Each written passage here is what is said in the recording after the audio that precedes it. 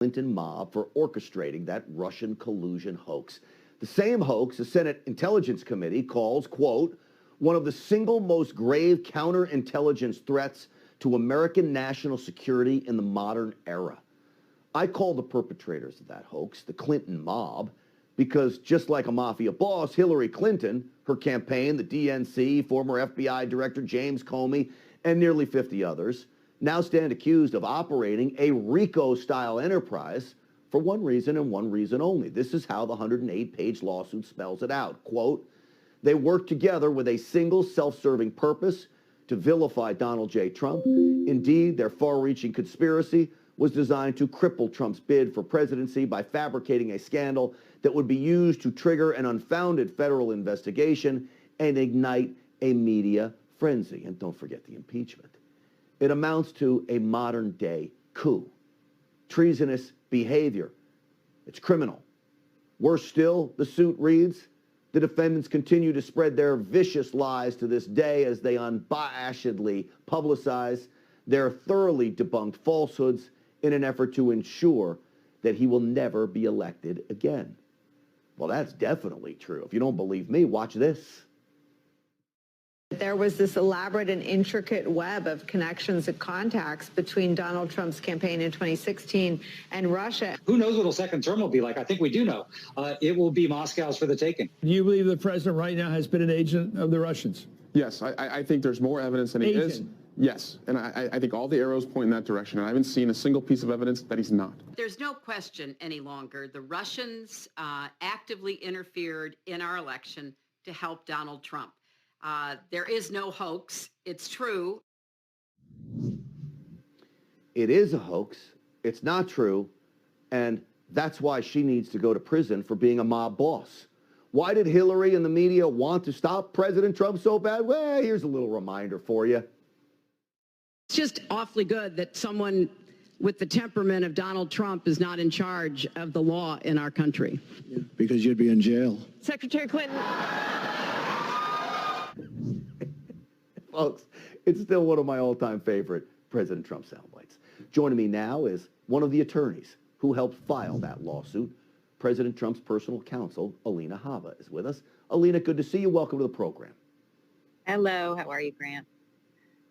I'm good. So tell me, I know the goal here, there's money. What is it, $72 million? But what's the real goal in all of this? Yeah, that's not the goal. You know, 72 million is actually not all we're seeking. We also are seeking punitive damages, and that's, 5 to 10% of their worth. It's far more than $72 million. That's just our special damages. But what the real goal is democracy, is continuing to make sure that our elections, continuing to make sure that our justice system is not obstructed by political enemies. That cannot happen. And that's exactly what happened. They obstructed justice.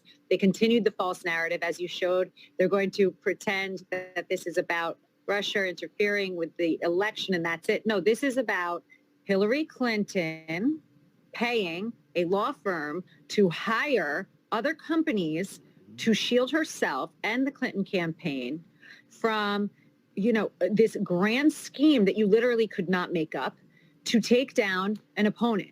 That is un-American. Alina, what amazes me is you didn't just have Hillary Clinton as the leader of that campaign and the DNC, and we know there's dirty tricks that happen all the time. I'm a big boy, I get it. The problem when you start illegally spying on somebody, we now know that happened of Trump residences, the White House even, and Trump Tower, and then you start recruiting FBI agents. James Comey is named in this, the former director. You got the lovebirds, Page and Stork, the FBI agents. That's where this becomes a modern-day coup. You helped write this, 108 pages. Were even you, I know you do a lot about this, but this reads like a documentary into what happened. Were you even surprised at the depths they took this? Yeah, honestly, we started researching and, it's unbelievable, the clips that you showed me actually with the left-wing media saying, I've seen no evidence that this happens. Have you been watching the news? We have special investigations going on. We had the IG report. We had the Mueller report. We have Durham's indictments And the fact that they have the gall to say this is not true, it's unbelievable to me. But even as I was drafting this with my team, I can tell you that we kept adding defendants. You couldn't stop adding defendants because we thought we were done. And then you would look into another issue. And then, we had a great team that knew a lot about this. And it was amazing to really see how far the tentacles, for lack of a better word, were spread. Yeah. And to what extent she, whether it's her, the team, all of them, they all partook in some part. Does it stop here with this lawsuit, or is there more to come from you, the legal team, and President Trump? There's more to come. There's more to come. There's more to come soon.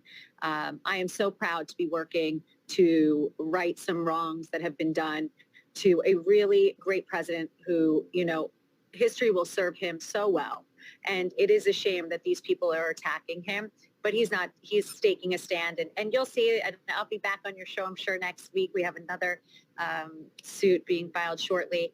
And anybody that's going to try and make up malicious stories about him while he was sitting as president, prior to his presidency, or now, is going to be sued. We cannot stand back and allow that behavior. Do I take it these are defamation type suits? At the very least. At the very least. Alina Habba, thank you for coming on. I tried. And hey, Alina Habba, happy birthday to you. You took time out on your birthday night to come talk to me. Thank you. All right. Only for you, Grant. Coming on, as I appreciate that, Alina. Thank you. All right, folks.